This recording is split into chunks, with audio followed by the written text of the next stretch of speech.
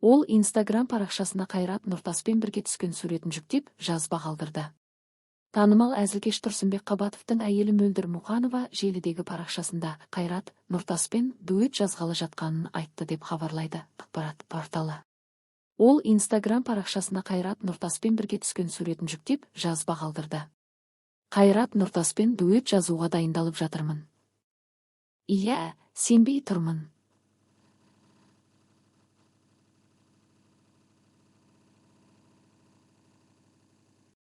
Өмірде түрлі рөлдерде болдым. Ана, жар, кәсіпкер.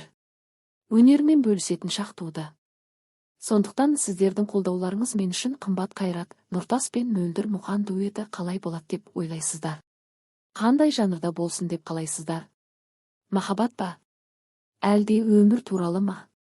Жүректен шыққан әнді жүрекпен қабылдаңыздар. Күтесіздер ме деп жазды Мөлдір. Ал оқырмандары продюсердің бұл ойын бірден қолдады.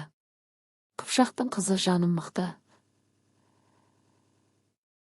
Сынақ келсе сынба, қасқайып жүр, тағдырларың ұқсас қой, өмір жайлы дұрыс-ау, жұлдызбен жазбадың ба, от болайын деп тұр екен ғой, асыға күтеміз деп жазды.